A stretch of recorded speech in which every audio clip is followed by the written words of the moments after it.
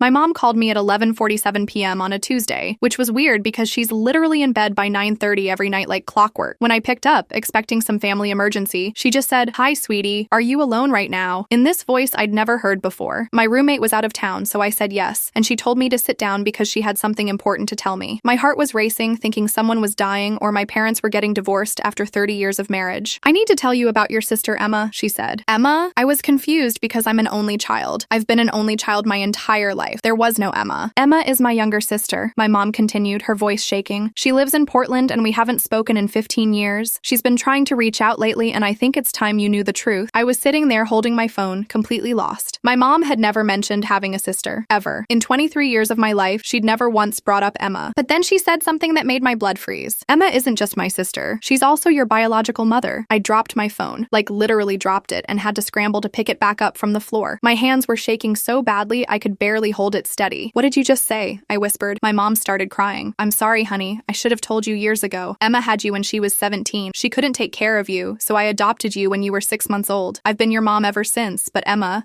is the one who gave birth to you." The room started spinning. Everything I knew about my life, my identity, my family, it was all a lie. The woman I'd called mom my entire life was actually my aunt. My real mother was some stranger named Emma who I'd never met. "Why didn't you tell me?" I managed to ask. "Emma made me promise not to tell you unless something happened to her or unless she wanted to meet you. She's been in therapy for years working through some issues and now she's ready. She wants to know you." I hung up without saying goodbye. I couldn't process what I'd just heard. I sat in my dark apartment for hours, staring at the wall, trying to make sense of everything. The next morning, I woke up hoping it had all been a nightmare. But when I checked my phone, there were 12 missed calls from my mom and a text that said, "I know this is shocking. Take all the time you need. I love you, and nothing changes that." But everything had changed. Everything. I called in sick to work and spent the day researching adoption laws, trying to understand how something like this could happen. Could someone really hide your entire biological identity from you for over 2 decades? Apparently, yes. Especially when it's a family adoption and everyone agrees to keep it secret. My roommate Jessica came home that night and found me sitting in the same spot on the couch where she'd left me that morning, still in my pajamas, surrounded by tissues and empty coffee cups. "You look like death," she said, dropping her bag. "What happened?" So I told her everything. The midnight call, the sister I'd never heard of, the fact that my entire life was apparently built on a lie. Jessica just stared at me for a long moment, then sat down next to me. "Okay," she said finally. "That's huge. How are you feeling?" "I don't know," I said honestly. "I don't know how I'm supposed to feel. Am I supposed to be angry, grateful, confused, all of the above?" "You're allowed to feel however you feel," Jessica said. "This is insane news. There's no right way to react to finding out your whole life story is different than you thought." Over the next few days, my mom kept calling. She wanted to meet up, to explain everything, to answer my questions. But I wasn't ready. I needed time to process before I could face her. Instead, I found myself obsessing over Emma. I searched for her on social media and found her Instagram account. Her profile picture showed a woman who looked strikingly like me. Same eyes, same nose, same smile. It was like looking into a funhouse mirror. Her posts were mostly artistic photos, paintings, sketches, nature shots. She lived in Portland and worked as a freelance graphic designer. She had a small apartment with a cat named Mochi. She seemed normal, creative, quiet, but normal. Nothing about her social media suggested why she'd given me up or why the family had kept her existence a secret for so long. I screenshot everything before I lost my nerve and closed the app. Jessica found me crying over the photos that night. "She looks like me," I said, showing Jessica the pictures. "It's so weird seeing someone who's basically my face but older." "Are you going to reach out to her?" Jessica asked. "I don't know. What would I even say? Hi, I'm the baby you gave away. Nice to meet you." A week after the initial call, my mom showed up at my apartment. I hadn't answered any of her calls, so she took matters into her own hands. When I opened the door, she looked like she'd been crying for days. Her eyes were red and puffy, and she looked older somehow, like the secret had been aging her. And now that it was out, all those years had caught up with her at once. "Can I come in?" she asked quietly. I stepped aside and let her in. We sat on my couch, the same spot where I'd received that life-changing phone call a week earlier. "I owe you the whole story," she said. So she told me everything. Emma had gotten pregnant during her senior year of high school. The father was some college guy she'd met at a party who disappeared when he found out about the pregnancy. Emma's parents, my grandparents, were furious and ashamed. This was a small conservative town in the 1990s, and teenage pregnancy was still very much a scandal. My mom had just graduated college and was working her first job as a teacher. She was single, living in her own apartment, and the only family member Emma felt she could trust. Emma moved in with my mom during the pregnancy. The plan was for Emma to have the baby and then place it for adoption with a nice family through an agency. But when I was born, Emma couldn't go through with giving me to strangers. She begged my mom to adopt me instead, to keep me in the family. She said she wanted you to have a good life, but she also wanted to know you were safe and loved, my mom explained. She was 17 and scared and had no idea how to be a mother, but she couldn't bear the thought of never knowing what happened to you. So my mom agreed. She legally adopted me when I was 6 months old. old. Emma finished high school, then moved across the country for college. The family agreed that it would be easier for everyone if they just didn't mention Emma anymore. "We thought we were protecting you," my mom said. "Emma thought you'd be better off with a stable, older parent. I thought you deserved to grow up without the complexity of having two mothers. Everyone thought we were doing the right thing." "But what about Emma?" I asked. "How could she just walk away from her own child?" My mom's face crumpled. "She didn't walk away. She's been asking about you your entire life. I sent her photos, updates on how you're doing in school, your achievements, everything. She knows you got into college, knows about your job, knows you're doing well. She's been watching from a distance this whole time." That hit me like a truck. My biological mother had been keeping tabs on my life for over 2 decades, and I'd had no idea she existed. "She wanted to reach out when you turned 18, my mom continued, "but I convinced her to wait until you were older, more settled. Then she wanted to contact you when you graduated college, but I said you were just starting your career and didn't need the upheaval. I kept pushing it off because I was scared." "Scared of what?" "Scared that you'd choose her over me, scared that you'd be angry with me for lying to you, scared that our family would fall apart." I could see why she'd been scared. I was angry. I felt betrayed and confused, and like my entire identity had been built on a foundation of lies. But I was also curious about Emma. Despite everything, I wanted to know my biological mother. I wanted to understand why she'd made the choices she had and what kind of person she was now. "Does she want to meet me?" I asked. My mom nodded. "She's wanted to meet you your entire life, but she's also terrified that you'll hate her for giving you up." I thought about it for several days. Jessica was supportive of whatever I decided, but she encouraged me to at least consider meeting Emma. "You don't have to have a relationship with her," Jessica said, "but you might always wonder if you don't at least meet her once." So I told my mom I was ready to reach out to Emma. My mom gave me Emma's phone number and email address. She said Emma had been hoping for this day for years and would be thrilled to hear from me. I stared at Emma's phone number for 2 hours before I finally worked up the courage to send a text. "Hi, Emma, this is your daughter. My mom told me about you and I'd like to meet if you're still interested." She responded within 5 minutes. "I've been waiting for this message for 23 years. Yes, I would love to meet you. When and where?" We decided to meet the following weekend at a coffee shop in the city, halfway between where I lived and where she was staying. She'd driven down from Portland as soon as I'd texted her. I was nervous for the entire week leading up to the meeting. What do you say to someone who gave birth to you but didn't raise you? How do you have a conversation with a stranger who shares your DNA? The morning of our meeting, I changed clothes 3 times and had a panic attack in my car before going into the coffee shop. Emma was already there when I arrived. I recognized her immediately from her social media photos, but seeing her in person was surreal. It was like looking at a preview of what I might look like in 20 years. She stood up when she saw me, and for a moment we just stared at each other. "You're so beautiful," she said, her eyes filling with tears. "You look just like I imagined you would." We sat down and ordered coffee, both of us nervous and unsure how to start. "I don't really know how to do this," I admitted. "Neither do I," she said with a shaky laugh. "I've imagined this conversation 1,000 times, but now that we're here, I don't know where to begin." So we started with the basics. She told me about her life in Portland, her work as a graphic designer, her apartment, and her cat. I told her about college, my job, my roommate, the normal details of my everyday life. But gradually, we got to the harder topics. "Why did you give me up?" I asked. Emma's face crumpled. "I was 17 and terrified. I had no money, no support, no idea how to take care of a baby. My parents were ashamed of me and wanted me to give you to strangers and pretend it never happened. Your mom was the only person who offered to help. Do you regret it?" She was quiet for a long time. "I regret not being strong enough to keep you. I regret missing your childhood. I regret that you're sitting here calling someone else mom. But I don't regret making sure you had a good life. You turned out amazing, and I don't think that would have happened if I'd kept you." We talked for 3 hours. By the end, we were both emotionally drained, but glad we'd met. "What happens now?" Emma asked as we prepared to leave. "I don't know," I said honestly. "I need time to process all of this, but I'm glad I met you." "Can I hug you?" she asked. I nodded, and she wrapped her arms around me. It felt strange but not unpleasant, like hugging a familiar stranger. Over the next few months, Emma and I stayed in touch through text messages and occasional phone calls. We were building a relationship slowly, carefully, like 2 people learning to trust each other. My relationship with my mom took longer to repair. I was angry with her for lying to me for so long, for making decisions about my life without consulting me. But eventually, I realized that she'd done what she thought was best with the information and resources she had at the time. "I'm sorry," she said during one of our talks. "I should have told you years ago. I was just scared of losing you." "You're my mom," I told her. "You raised me, you loved me, you were there for everything that mattered. That doesn't change just because I know the truth now." A year later, Emma and I have a relationship that works for both of us. We're not mother and daughter in the traditional sense, but we're family. She sends me art she's working on, and I update her on my life. We visit each other a few times a year. My mom and Emma have even started talking again, slowly rebuilding their relationship as sisters. It turns out they both missed each other more than they'd admitted. The situation is still complicated. I sometimes feel like I'm navigating relationships with 3 different people: my mom who raised me, my biological mother who gave me life, and my aunt who they both actually are to each other. But I've learned that families can be complicated and still be loving. Sometimes the truth is messy and difficult, but it's still better than living with lies. I'm grateful for the life my mom gave me, and I'm grateful to Emma for making the difficult choice to ensure I had that life. Both of them love loved me enough to make sacrifices for my well-being, even when those sacrifices were painful. And now, for the first time in my life, I finally know my whole story. But that wasn't the end of it. 6 months after Emma and I started building our relationship, she told me something that changed everything again. We were having lunch at our usual spot, a quiet cafe downtown where we'd started meeting monthly. Emma seemed nervous, fidgeting with her napkin and barely touching her food. "There's something else I need to tell you," she said finally. "Something about why I really gave you up." My stomach dropped. I thought we'd covered everything. I thought I finally knew the whole truth. "It wasn't just because I was young and scared," Emma continued, her voice barely above a whisper. "There was something else. Someone else." She told me about David, the father I'd never heard about. Not the college guy from the party. That had been a lie she'd told everyone to protect herself. David had been her high school English teacher. He was 32, married with 2 kids of his own. The relationship had started when Emma was 16 during her junior year. "He told me I was mature for my age," Emma said, tears streaming down her face. "He said he'd never met someone who understood literature the way I did. He made me feel special, chosen." The relationship had gone on for over a year. Emma thought she was in love. She thought David would leave his wife for her. When she got pregnant during her senior year, she thought he'd finally be ready to start over with her. Instead, he panicked. He transferred to another school district immediately and threatened Emma. If she ever told anyone about their relationship, he'd make sure she was expelled and couldn't graduate. He'd ruin her college prospects. He'd tell everyone she was a disturbed girl who'd developed an unhealthy obsession with him. "I was 17 and terrified," Emma explained. "I had no proof of our relationship. He'd been careful about that. It would have been my word against a respected teacher with a family and a spotless reputation." So Emma had made up the story about the college guy. She'd let everyone believe she'd been irresponsible at a party, rather than reveal that she'd been groomed and manipulated by a teacher. "But why give me up then?" I asked, trying to process this new information. "If it wasn't your fault, if you were the victim, why didn't you keep me?" Emma's face crumpled. "Because every time I looked at you, I saw him. You have his eyes, his chin, and I was so angry and hurt and traumatized that I couldn't separate you from what he'd done to me. I loved you, but I also resented you, and that wasn't fair to either of us." I sat there in shock. My biological father wasn't some irresponsible college student. He was a predator who had abused his position of authority to manipulate a teenage girl. "Do you know where he is now?" I asked. Emma nodded reluctantly. "I looked him up a few years ago. He's a principal now, at a high school in California. Married to the same woman, grown kids, living his life like nothing ever happened." The rage that hit me was immediate and overwhelming. This man had destroyed Emma's life, was the reason I'd grown up without knowing my biological mother, and he was still working with children, still in a position where he could hurt other young girls. "We have to report him," I said. "Report him for what?" Emma asked sadly. "It happened 24 years ago. I have no proof, and the statute of limitations has long since passed. But he could be doing this to other students right now." "I know," Emma whispered. "I think about that all the time, but there's nothing I can do." I couldn't accept that. Over the next few weeks, I became obsessed with finding a way to expose David Morrison, that was his name, for what he'd done. I researched the school where he worked, looked up his social media, tried to find any hint that he might still be preying on students, but he was careful. His online presence was professional and clean. That's when I had an idea. If David had done this to Emma, he'd probably done it to other students too. Predators don't usually stop after one victim. I created a fake social media account and started reaching out to women who had attended the high school where David had taught during Emma's time there. I crafted careful messages, explaining that I was researching inappropriate teacher-student relationships for a college project, and wondering if anyone had ever experienced or witnessed concerning behavior. Most people didn't respond, but a few did. And slowly, a pattern emerged. 3 women told me about David Morrison, how he'd made them feel special, how he'd given them extra attention, how he'd pushed boundaries in ways that made them uncomfortable but that they couldn't quite articulate at the time. None of them had gone as far as Emma's relationship had, but the grooming behaviors were identical. The way he'd single out students who were struggling at home, who needed attention and validation, the way he'd gradually normalize inappropriate conversations and contact. One woman, Sarah, agreed to talk to me on the phone. She'd been a student of David's 2 years after Emma graduated. "He made me stay after class to discuss my essays," Sarah told me. "He'd stand really close to me, put his hand on my shoulder. He told me I was the most talented writer he'd ever taught. He said I reminded him of himself when he was young." Sarah said David had started texting her about assignments. Then gradually the conversations became more personal. He'd ask about her family problems, her insecurities, her dreams for the future. "He made me feel like I was the only student who really understood the deeper meaning in the books we were reading," Sarah said. "Like I was more mature than the other kids." But Sarah's parents had found the text messages and reported David to the school administration. He'd been quietly transferred to another district with a neutral recommendation. "They covered it up," Sarah said angrily. "They didn't want the scandal, so they just moved him along to be someone else's problem." I realized this was bigger than just Emma's case. David had been protected by a system that prioritized reputation over student safety. He'd been allowed to continue his career, continue having access to vulnerable teenagers. I compiled everything I'd learned and took it to Emma. She was initially resistant to doing anything with the information. "It won't bring back the 23 years I lost with you," she said, "and it won't undo the trauma. But it might prevent him from hurting other girls," I argued, "and it might help you heal to see him face consequences." After days of discussion, Emma agreed to at least consult with a lawyer about our options. The lawyer was honest with us. Criminal charges were unlikely due to the statute of limitations, but there might be other avenues. If we could prove a pattern of behavior, if we could find more recent victims, there might be grounds for a civil suit or at least a formal complaint that could end his career. That's when I suggested something that terrified Emma, but that I knew was necessary. We needed to go public. I'd been researching investigative journalists who specialized in education scandals. I found a reporter named Lisa Chen who had broken several stories about teacher misconduct and institutional cover-ups. When I contacted Lisa and told her Emma's story, she was immediately interested, especially when I mentioned the pattern of school districts quietly transferring problematic teachers rather than addressing the behavior. This is exactly the kind of systematic failure that needs to be exposed, Lisa said. If you're willing to go on the record, I think we can make a real impact. Emma was terrified of going public. She'd spent over 2 decades hiding from the shame of what had happened to her. But when I showed her the research about how many teachers accused of misconduct are simply moved to different schools, she realized the silence was enabling more abuse. If I don't speak up now, who knows how many more girls he'll hurt, Emma said finally. The investigation took 6 months. Lisa was thorough, tracking down former students, school administrators, and education officials who had been involved in the various transfers and cover-ups throughout David's career. What we discovered was horrifying. David hadn't just been transferred once or twice. Over his 24-year career, he'd been quietly moved between 6 different school districts, always with neutral recommendations, always without any formal record of the complaints against him. Lisa found 4 other women who were willing to go on the record about inappropriate behavior from David. Some had been harassed, others had been groomed, and one had been in a full relationship with him during her senior year, just like Emma. The story broke on a Tuesday morning with the headline, "How One Predatory Teacher Was Allowed to Hunt for Victims Across Multiple School Districts for Over 2 Decades." The response was immediate and overwhelming. David was placed on administrative leave within hours of the story's publication. The school districts that had employed him were forced to launch internal investigations. Parents at his current school demanded answers about how such a person had been allowed to work with their children, but the most surprising response came from other victims. Within a week of the story's publication, 12 more women had come forward with similar stories about David. Some were former students, others were teaching colleagues he'd harassed. The pattern of abuse was far more extensive than we'd ever imagined. Emma was simultaneously vindicated and traumatized by the attention. She'd spent so long hiding from the truth that having it splashed across news websites and social media felt overwhelming. "I'm proud of you for speaking up," I told her during one of our phone calls. "You're probably saving other girls from going through what you went through." "I just wish I'd been brave enough to do it 24 years ago," Emma replied. "You were 17 and alone and scared," I reminded her. "You did the best you could with what you had." The investigation led to a grand jury inquiry into how school districts handle teacher misconduct. New policies were implemented requiring formal documentation of any complaints and prohibiting districts from giving neutral recommendations to teachers who had been accused of inappropriate behavior. David Morrison was eventually charged with multiple counts of sexual misconduct. The statute of limitations had expired for his crimes against Emma and the other older victims, but several more recent victims had come forward during the investigation. He was convicted and sentenced to 8 years in prison. His teaching license was permanently revoked, and he was required to register as a sex offender. For Emma, seeing her abuser finally face consequences was cathartic, but complicated. She'd built her life around the trauma of what he'd done to her, and suddenly having resolution after so many years was disorienting. "I don't know who I am if I'm not angry anymore," she told me during one of our conversations. Emma started seeing a specialized therapist who worked with abuse survivors. She began processing not just the original trauma, but the secondary trauma of having to give up her child because of what had been done to her. Our relationship deepened through this process. I finally understood why Emma had made the choices she had, and she was able to start separating me from the traumatic circumstances of my conception. "You're not his daughter," she told me one day. "You're mine. You always were mine. I just wasn't strong enough to keep you safe myself." My mom, the woman who raised me, was incredibly supportive throughout the entire investigation. She attended court hearings with Emma and me, helped Emma through panic attacks when the media attention became overwhelming, and never once made the situation about herself. "I'm proud of both of you," she told us after David's conviction. "You've turned something horrible into something that will protect other children. That takes incredible courage. The 3 of us have become a family in an unconventional but beautiful way." Emma and my mom have rebuilt their sisterly relationship, and I've learned that it's possible to have multiple people fill parental roles in your life. I call my mom Mom because she's the one who raised me and will always be my primary parent. I call Emma by her name, but she's family too. She's the one who gave me life and then made the ultimate sacrifice to ensure I had a good one. Emma has started speaking at conferences about teacher misconduct and institutional cover-ups. She's become an advocate for other survivors and works with organizations that are trying to reform how schools handle abuse allegations. I've started volunteering with a nonprofit that provides support to children who are navigating complex family situations. Whether it's adoption, divorce, abuse, or other trauma, I try to help kids understand that family can look different than what they see in movies or books. The whole experience taught me that the truth, even when it's painful and complicated, is always better than living with lies. Emma spent over 20 years carrying the shame of what had been done to her, thinking she was responsible for her own trauma. When she finally told the truth, it not only freed her from that shame, but also prevented countless other children from being victimized by the same predator. Sometimes the hardest thing about family secrets isn't the secret itself, but the way the silence around the secret can perpetuate harm. Emma's silence protected David Morrison and allowed him to continue hurting young girls for decades. But when she found the courage to speak, everything changed. Not just for her, not just for me, but for an entire system that had been enabling abuse. I'm grateful for the roundabout way I learned the truth about my family. If my mom had told me when I was younger, I might not have been mature enough to handle the complexity of the situation. And if Emma had told me without the context of understanding teacher misconduct and institutional cover-ups, I might not have been able to help her find justice. Sometimes life has to unfold in exactly the way it's supposed to, even when that way seems painful or confusing at the time. Emma and I will never have a traditional mother-daughter relationship, but we have something else that's meaningful and important. We have a shared understanding of how trauma can be passed down through generations, and how healing that trauma can stop the cycle. My story started with a midnight phone call that turned my world upside down, but it ends with a family that's stronger, more honest, and more connected than it ever was when it was built on secrets and lies, and with a predator behind bars where he can never hurt another child. That feels like the best possible ending, but life has a way of throwing curveballs just when you think you've figured everything out. 2 years after David's conviction, I received a message on social media that made my blood run cold. It was from a young woman named Ashley, and her profile picture showed a girl who looked eerily familiar. "Hi, I saw the news articles about David Morrison," her message read. "I think he might be my father too. Can we talk?" My hands were shaking as I read the rest of her message. Ashley was 19, born about 4 years after me. Her mother had been one of David's students at the school where he'd taught after leaving Emma's district. "My mom has never told me who my father is," Ashley wrote, "but I've been doing research since the news broke, and the timeline matches up. I look just like the pictures of him from when he was younger." I immediately called Emma. She was as shocked as I was, but also strangely unsurprised. "Predators don't usually stop," she said quietly. "If he did it to me, and then continued his pattern with other students, it makes sense that there would be other children." I arranged to meet Ashley the following week. She drove up from Sacramento, where she lived with her mother and stepfather. When I saw her in person, the resemblance was undeniable. She had David's distinctive green eyes and the same stubborn chin that I'd inherited. Ashley's story was heartbreakingly similar to Emma's, but with key differences. Her mother, Jennifer, had been 16 when she became involved with David, but unlike Emma, Jennifer had told her parents about the relationship when she discovered she was pregnant. They went to the school board, Ashley explained, but David had already been transferred to another district by then. The administrator said there was nothing they could do since he was no longer their employee. They basically washed their hands of it. Jennifer's parents had wanted to pursue criminal charges, but Jennifer refused to cooperate. She was terrified of David's threats and didn't want to face the shame and scrutiny that would come with a public trial. "So she had me, and they all just pretended my father didn't exist," Ashley said. "But I've always known something was off about the story. My mom would get this look whenever I asked about him, like she was scared or angry or both." Ashley had reached out to me because she wanted answers, but also because she needed support. Learning that your father is a convicted predator is traumatic in ways that are hard to explain to people who haven't experienced it. "I keep wondering if there's something wrong with me," Ashley confided. "Like, am I going to turn out to be a bad person because of who my father is?" I understood that fear completely. Even though I'd been raised by loving parents and had turned out fine, I still sometimes worried about what I'd inherited from David beyond just his physical features. "You're not defined by his DNA," I told Ashley. "You're defined by how you choose to live your life. And the fact that you're here, asking these questions, trying to understand the truth, that shows you're nothing like him." I introduced Ashley to Emma, and the three of us began meeting regularly. Emma was initially hesitant about getting involved in another complicated family situation, but she quickly grew protective of Ashley. "She's so young," Emma said to me after one of our meetings, "and she's dealing with all of this alone. At least you had your mom and a stable family. Ashley's mother is still too traumatized to talk about what happened." Ashley's situation was complicated by the fact that her mother had never dealt with her own trauma. Jennifer had buried the experience and tried to move on, but seeing David's conviction in the news had triggered a severe depression. She was struggling to function, let alone support her daughter through this revelation. Emma stepped into a mentoring role with Ashley that was beautiful to watch. She helped Ashley understand that being the child of a predator didn't make her responsible for his crimes, and that she had the right to be angry about the circumstances of her conception without feeling guilty about existing. But Ashley's arrival in our lives also opened up new questions about David's history. If there were 2 of us, were there more children? How many other students had David victimized over his 24-year career? Ashley and I decided to do our own investigation. We reached out to the journalist who had originally broken David's story, Lisa Chen, and asked if she'd be interested in exploring the broader scope of his crimes. Lisa was immediately interested, especially when we told her about the pattern of school districts failing to properly investigate or report David's behavior. She'd been working on a larger investigative series about institutional failures in education, and David's case was becoming a perfect example of systemic problems. Over the next 6 months, months, Lisa's investigation uncovered a network of abuse that was far more extensive than anyone had imagined. David Morrison had victimized at least 15 students over his career and had fathered at least 4 children with different teenage victims. 2 more of David's children came forward during the investigation: Marcus, who was 21 and living in Oregon, and Sophia, who was 17 and still in high school in Arizona. Like Ashley and me, they'd grown up not knowing who their father was, raised by traumatized mothers who couldn't bear to speak about what had happened to them. The 5 of us, me, Ashley, Marcus, Sophia, and our various family members, formed an unusual but tight-knit support network. We called ourselves the Survivors Kids, and we met virtually every month to check in with each other and share resources. Marcus had been dealing with substance abuse issues and had dropped out of college. Learning about his father's identity was initially devastating for him, but having a support network of people who understood his situation helped him get clean and re-enroll in school. Sophia was still living at home with her mother, who had finally entered therapy after years of struggling with untreated PTSD. Sophia was angry at David, at the systems that had failed to protect her mother, at the world in general, but she was also incredibly determined to prevent other kids from going through what we'd all experienced. The most surprising member of our group was Marcus's older sister, Elena, who wasn't biologically related to David, but had grown up with the aftermath of her mother's trauma. Elena was studying social work and was passionate about helping families affected by abuse. "You don't have to share DNA to be affected by someone's crimes," Elena told us during one of our video calls. "I watched my mom struggle my entire childhood because of what that man did to her. He destroyed our family too." Elena's perspective helped us understand that David's crimes had rippled outward in ways we'd never considered. Not just his direct victims and biological children, but also the siblings, parents, and other family members who had been forced to deal with the trauma he'd caused. Lisa's expanded investigation led to a documentary that premiered on Netflix 2 years later. The teacher's children told the stories of David's victims and their families, but it also examined the broader institutional failures that had allowed him to continue his crimes for decades. The documentary sparked a national conversation about teacher accountability and student protection. Several states passed new laws requiring more rigorous background checks for educators and mandatory reporting of any allegations of misconduct. But for our little family of survivors, the most important outcome was the healing we were able to do together. Emma started a support group for mothers who had been victimized by people in positions of authority. Ashley went back to school to study education policy. Marcus became a counselor specializing in trauma recovery. Sophia started an organization to educate teenagers about predatory behavior and grooming tactics. I continued my work with the nonprofit supporting children in complex family situations, but I also started speaking at conferences about the long-term effects of institutional abuse on families. The 5 of us remained close even as we scattered across the country pursuing our various goals. We were connected by trauma, yes, but also by hope and determination to make sure what happened to our mothers never happened to anyone else. David Morrison died in prison 3 years into his sentence. He was attacked by other inmates who had learned about his crimes against children. None of us felt celebration at his death, but there was a sense of closure. He could never hurt another child. Emma and I both spoke at his victim's memorial service, which was organized by the local district attorney's office. Nearly 30 people attended: former students, their family members, advocates, and other survivors of institutional abuse. David Morrison thought he could silence his victims through fear and shame, Emma said during her remarks. But instead, his victims found their voices and used them to protect other children. That's his real legacy. Not the harm he caused, but the strength he unwittingly helped create in the people who survived him. Today, 7 years after that first midnight phone call, our unconventional family continues to grow and evolve. Ashley graduated with honors and is working for the Department of Education on policy reform. Marcus is married and has a daughter of his own, breaking the cycle of trauma that had affected previous generations. Sophia is finishing law school and plans to specialize in victims' rights. Emma and my mom have both found peace with the complex dynamics of our family structure. They co-hosted my wedding last year, both walking me down the aisle in recognition of the different but equally important roles they'd played in my life. My husband, James, was initially overwhelmed by the complexity of my family history, but he's come to appreciate the strength and resilience that grew out of our trauma. He often says that meeting my family taught him that love isn't always simple or conventional, but it's always worth fighting for. We named our first child Hope, in honor of the hope that sustained all of us through the darkest periods of our family's history. Emma cried when we told her the name, and my mom said it was perfect. Hope will grow up knowing her whole story from the beginning. She'll know about the trauma that brought our family together, but she'll also know about the love and determination that helped us heal. She'll understand that families can be complicated and still be beautiful. That truth is always better than comfortable lies, and that speaking up for what's right is one of the most important things you can do. Sometimes I think about that scared 17-year-old girl who gave me up because she couldn't separate me from her trauma. Emma was so young, so alone, so convinced that she was protecting me by walking away. She couldn't have known then that her decision would eventually lead to the exposure of a predator who had been hurting children for decades. She couldn't have known that her trauma would become the foundation for helping other families heal. But that's how healing works sometimes. It doesn't happen in a straight line, and it doesn't always always look like what you expect. Sometimes the most profound healing comes from the most unexpected places. My family was built from secrets and lies and trauma, but it grew into something strong and beautiful and true. We learned that you don't have to pretend the painful parts didn't happen in order to create something good from them. We learned that the truth, no matter how complicated, is always better than the most beautiful lie. And we learned that sometimes the best revenge against people who try to destroy families is to build one that's even stronger than what they tried to tear down. That midnight phone call changed everything, but in the end, it gave me exactly what I needed: the truth, a family that chose healing over hiding, and the knowledge that speaking up for what's right can change the world.